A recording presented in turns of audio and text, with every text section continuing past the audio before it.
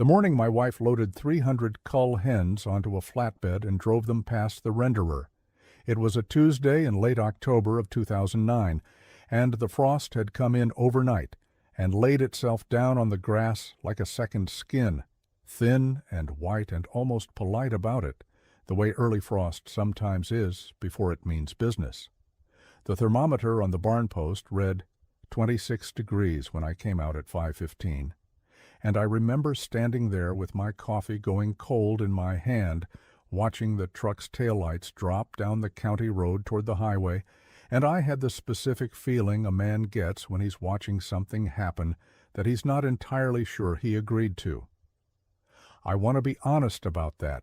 I did not disagree exactly, but I didn't fully understand what she was doing, and I'll own that plainly, because a lot of what comes after doesn't make sense unless you understand that at the beginning I was the one who needed convincing.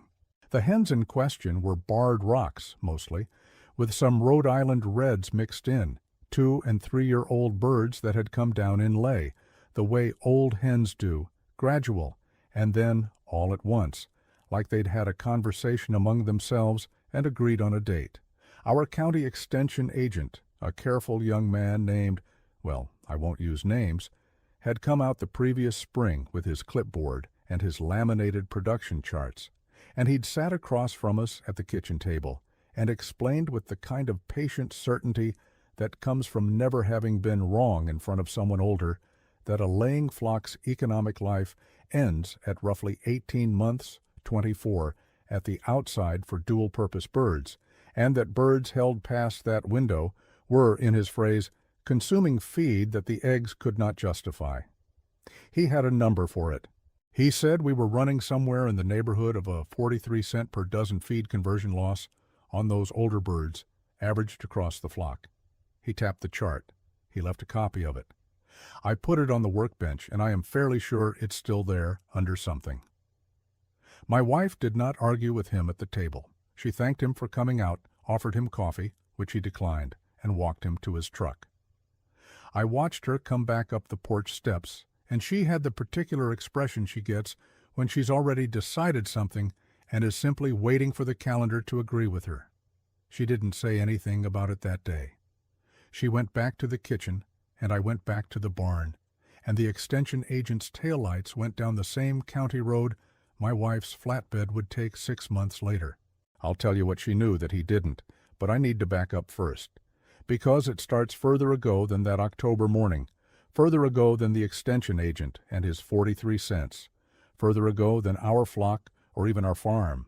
It starts with her grandmother, a woman who ran 40 acres of bottomland in this county for 31 years after her husband died in 1959, who sold eggs and dressed birds out of a root cellar operation that never had a license, never had a sign, and never, by her granddaughter's account, had a single unsold egg at the end of a market day. That woman kept a notebook, not a marbled composition book in her case, but a brown ledger with a cloth spine, the kind that hardware stores used to sell for keeping accounts, and she kept it in the drawer of the kitchen sideboard for decades, and when she passed in 1994, my wife was 22 years old, and she took that ledger home in a paper grocery bag, along with a crockery bowl and a jar of dried herbs she still can't identify completely. My wife had read parts of it over the years. She'd read it the way you read a thing that belongs to someone you loved, which is to say, selectively and with emotion, not systematically. She hadn't read it as a manual. She'd read it as a memorial, and she'd put it back on the shelf in the bedroom each time, on the right side, between 2 other books, and gone on with things.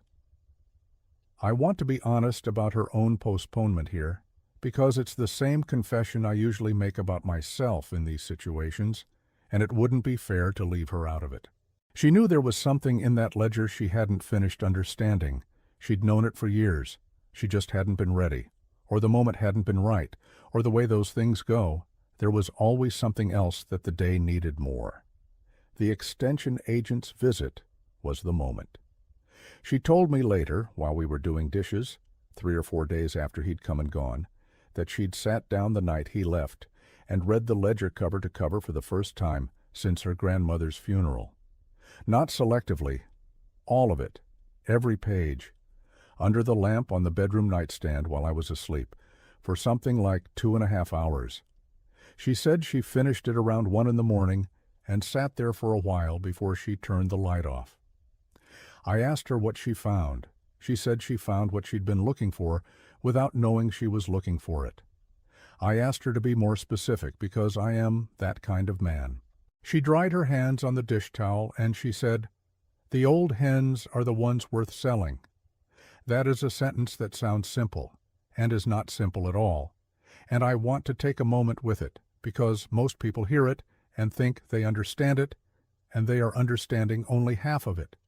The surface of it is this: an older hen, a bird 2 or 3 years into her life, has meat on her that is different from a young broiler's meat. It is darker, and it is firmer, and it has more fat laid into the muscle, and it has more of whatever it is that makes a thing taste like itself, rather than like the idea of itself. Her grandmother had written that plainly in the ledger, in the technical and unsentimental way she wrote most things. The old birds dress out heavier on flavor per pound than the young ones, and buyers who know the difference will not take the young ones if the old ones are available. That was the surface reading, and it was true, and it was useful, but it was not the thing my wife had been sitting with at 1 in the morning. The deeper thing, the thing that had made her sit in the dark after she closed the ledger, was a line near the back in a section her grandmother had written sometime in the early 1970s that my wife read to me from memory standing in our kitchen, still holding the dish towel, and she said it exactly this way: "They will come before first light if you have told them right, and a bird they had to wait for is a bird they will come back for." Now I am going to tell you what that line did when I heard it, and what it did over the weeks that followed when my wife began working out the mechanics of what her grandmother had meant by it, and what it eventually produced in terms of real numbers on a real Tuesday morning at a small trading post 31 miles from our farm.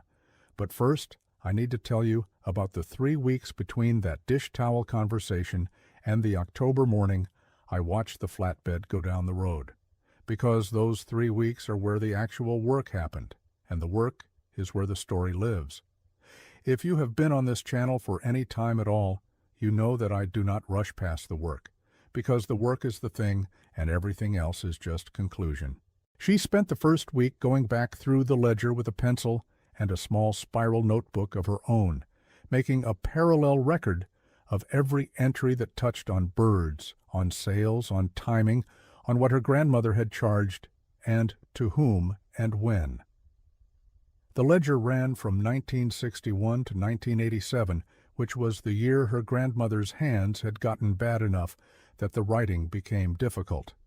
26 years of entries, not every day, not even every week sometimes, but enough that there was a real record, and the record was specific in the way that old farm records tend to be specific, which is to say, it named prices in cents per dozen and cents per pound, named the season and sometimes the weather, noted which buyers came back and which ones came once, noted what she'd had and what she'd run short of, and noted in several places the particular circumstances under which a sale had gone exceptionally well or exceptionally poorly.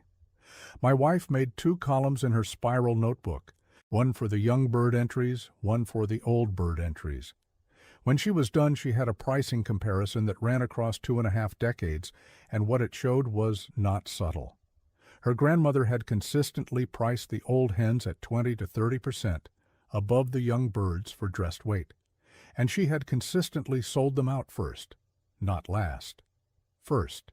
The customers who knew what they were buying came for the old birds, and they came early, and when the old birds were gone, some of them left without buying the young ones at all.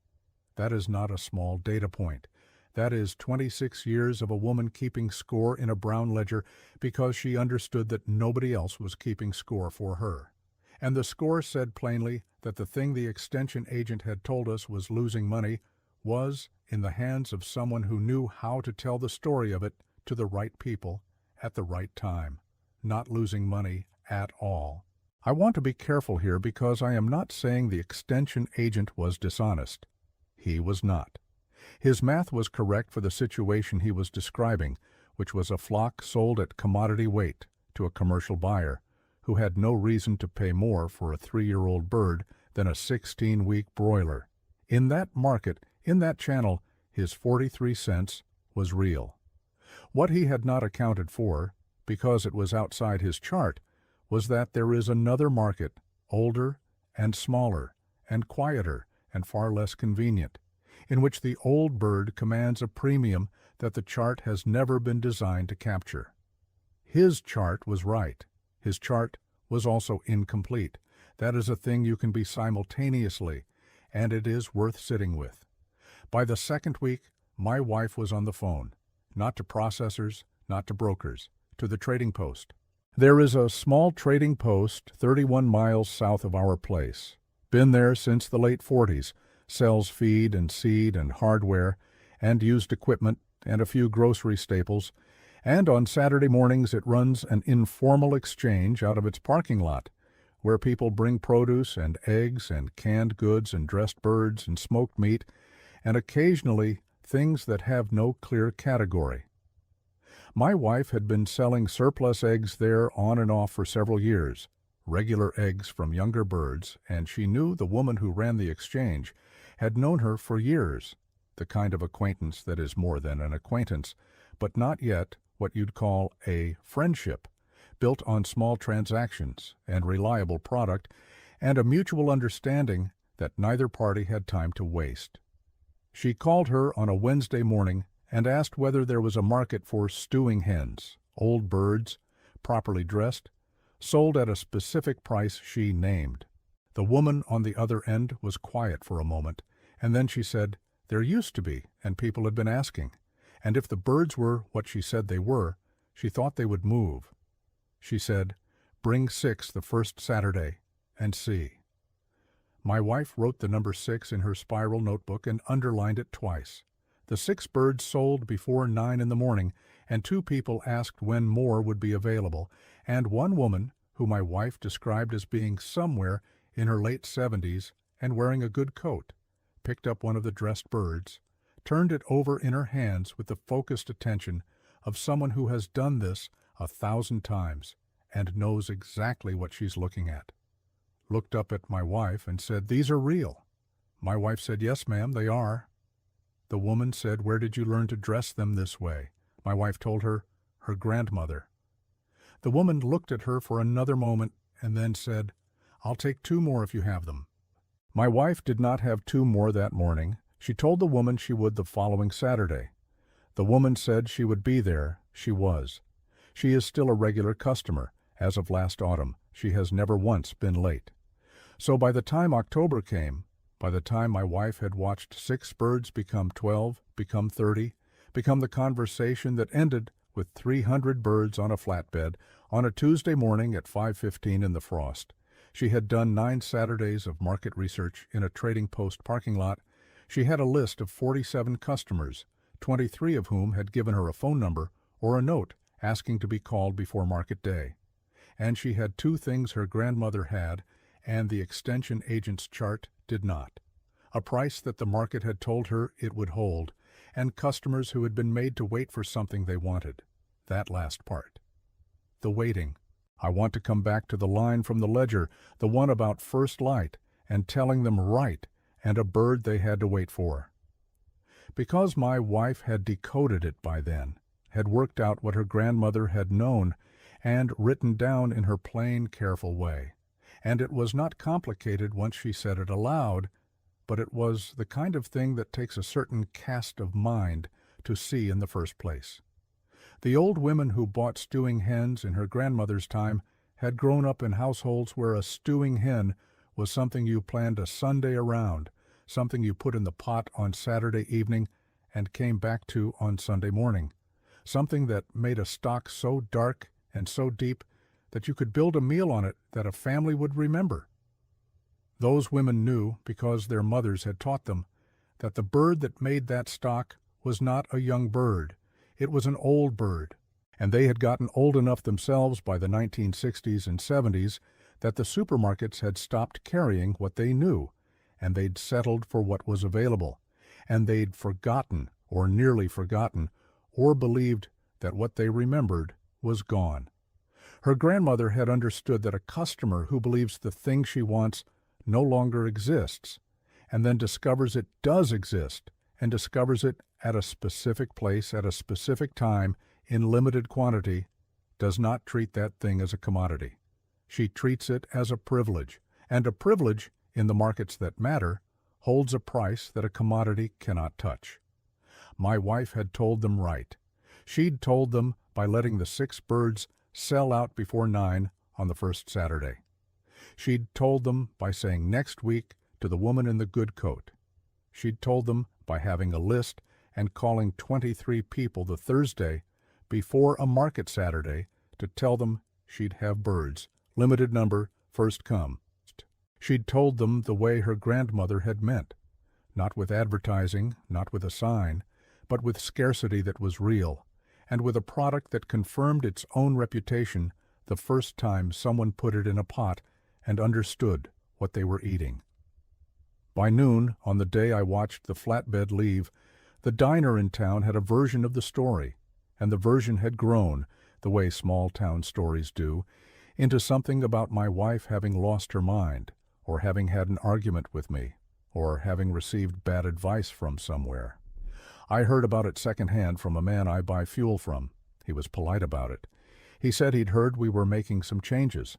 I told him I was farming. He nodded, the way a man nods when he doesn't want to argue with you, and handed me my receipt. And that was the end of that conversation. It isn't a conversation I think about with any bitterness. He didn't know what she knew.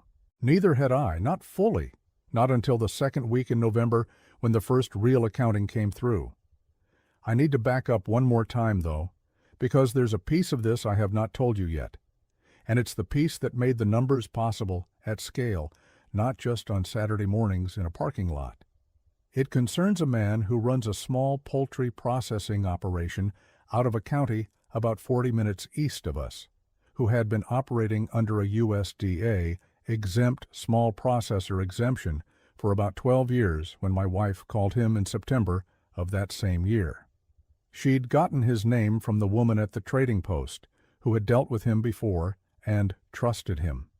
He ran a clean operation, small enough that he could handle custom processing runs of a few hundred birds without the minimum volume requirements that larger processors would have insisted on, and he had a reputation, according to the trading post woman, for treating the product right. My wife called him on a Thursday morning and described what she had and what she was trying to do. He was quiet for a moment, the way the trading post woman had been quiet. Then he said, stewing hens or roasters. She said, stewing hens, old birds 2 years and up. He was quiet again. He said, you want them whole or cut? She said, whole for now. He said, I can do that. He named a per-bird processing price that was higher than commodity, but fair for what he was being asked to do, and she wrote the number down in her spiral notebook, and she did the arithmetic on the spot, standing in our kitchen, and she said yes. And they agreed on a date in late October, and that is why a flatbed left our farm at 5:15 on a Tuesday morning in the frost. Here is what the November accounting showed. The 300 birds processed at $47 per dressed bird, which was the price my wife had established through 9 Saturdays of market research and which her list of 47 customers had accepted without any significant resistance, the way people accept prices for things they have been led to believe are scarce and worth the having. Against that, she subtracted the per-bird processing cost, the flatbed fuel, her own time at a figure she'd worked out that I thought was a little conservative, but that she said was honest, and the feed cost for the additional 90 days she'd held the older birds past the window the extension agent had named. The net margin per bird came in at $31 and change. For 300 birds, that was just over $9,300 net from a flock that the extension agent's chart had told us was running a loss. The full 300 birds sold out, the last ones by the second Saturday of November, and she had a waiting list of 11 people for the following year. 11 people who had not gotten a bird this time, and had asked, without any prompting, to be put on a list for next time. That is a waiting list. That is demand that exceeds supply. That is not a 43-cent loss. That is the distance between a commodity and a privilege, measured in real dollars in a parking lot before dawn in November. I want to stop here for a moment and say something about the processor, the man from the county east of us, because he is the quiet expert in this story, the one who confirmed what my wife had suspected without making a ceremony of it. When he called her back the week after the processing run, he said the birds had dressed well, that the fat coverage on the older birds was exceptional, and that he'd been in this work for 19 years and had not often seen a flock of that age in that condition. He did not elaborate. He said exceptional. And then he said if she had another run next year, he'd like to have the work again, and she said she would call him in the spring, and that was that. But exceptional. From a man who had been doing that work for 19 years and said little. I have found in my years of farming that the people who know a thing the deepest are the ones who use words the most carefully, and when a careful person uses a word like exceptional, you hear it differently than you'd hear it from someone who talks all the time. She wrote it in the spiral notebook. I know she did. I have seen the notebook. Exceptional, underlined once with his initials next to it. Now, the neighbor. I owe you the neighbor, because the neighbor is part of the story, and I have been holding him back, the way I hold things back when the moment isn't right yet for them. He farms 260 acres to the north of us, and he runs a commercial operation, tight and efficient and not a thing out of place. And he has been farming longer than I have and knows more about volume production than I will ever know. And he is not a cruel man or an unfair one. But he is certain, the way a man gets certain when he has been right about most things for most of his life. And certainty, in my experience, is a trait that makes it hard to see the things that don't fit the system you've built. He had been polite about the flock. He'd driven past our place in June before the extension agent's visit, and stopped at the fence, window down, and looked at the older birds in the lower pasture, and he'd said, in the genuinely curious tone of a man who is polite rather than cruel, "What are you doing with 300 old hens on 40 acres?" I told him we were working something out. He said he hoped it came together the way a man says that when he does not believe it will. He drove on. He stopped again in the second week of December when the last of the birds were gone and the pasture was clear, and my wife had her accounting finished, and I had told her that what she'd done was as good a piece of farming as I had seen in the 38 years we'd been on this ground. He stopped at the fence on a gray Tuesday morning, window down again, and he looked at the empty lower pasture and then at me, and he said, "I heard your wife move those old birds." I said she did. He said, "I heard they went well." I said they went fine. He was quiet for a moment, looking at the pasture, and then he said, "That's not how I would have worked it." And then, after another moment, he said, "But I can see it now." And then he rolled up his window and drove north. And that is as close to a concession as that man has ever come to me in 38 years, and I will tell you honestly that it was enough. It was more than enough. I didn't need him to say anything else. The ledger had already said it. Her grandmother had already said it. The woman in the good coat, who was back the following spring at 7:15 in the morning, who handed my wife her money and told her she'd been telling people about the birds, had already said it. The field doesn't care who believes in it. That is a thing my own father used to say, and it is true in every kind of weather. I want to tell you about the ledger one more time before I close, because there's a detail I held back, and now is the right time for it. When my wife read it cover to cover that night after the extension agent left, the line that made her sit in the dark was the one about coming before first light and telling them right, and a bird they had to wait for.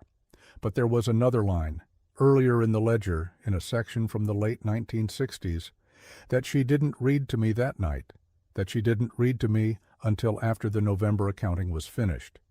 She found it on a page that had a small penciled bracket in the margin, which her grandmother used to mark things she wanted to come back to, and it said simply, "And I am going to give it to you as my wife read it to me," standing at the kitchen table with the ledger open in front of her. The young ones feed the week. The old ones feed the year. I have thought about that line almost every day since she read it to me. It is not a complicated line. It is a thing a woman figured out on 40 acres of bottomland, with no license and no sign and no chart from anyone with a clipboard. And she wrote it down in a brown ledger because she was keeping score, and because she believed that whoever came after her would need to know it. She was right. Whoever came after her did need to know it. And whoever came after her had the good sense, eventually, to sit down with the ledger and read it all the way through. The young ones feed the week. The old ones feed the year. I have tried to run this farm by that principle in the years since, not just with birds, not just with livestock, but with ground and with equipment and with the decisions you make about what to hold and what to let go before you understand its full weight. You can't farm what you've already spent. My father said that one, and it belongs in the same room as her grandmother's line, and together they make a kind of instruction that no chart was ever going to give us.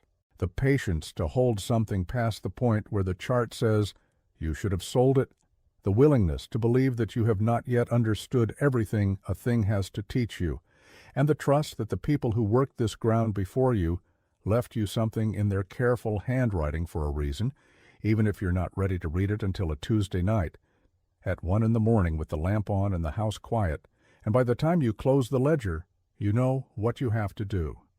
That is the story of 300 Cull Hens and a trading post 31 miles south, and a brown ledger in a kitchen drawer, and a woman who read it until she understood it. If you are on this channel because you have your own version of this, your own overlooked thing, your own notebook in a drawer you haven't finished reading, your own old birds in the lower pasture that a chart told you were running a loss, I would genuinely like to hear about it in the comments. Tell me what you have and what you're working out. I read them. My wife reads them too, and she is considerably sharper than I am, so if you have a question, she'll probably answer it before I get there. If this story meant something to you, subscribe. We move slow on this channel, but we get where we're going. Come back next week. There's more.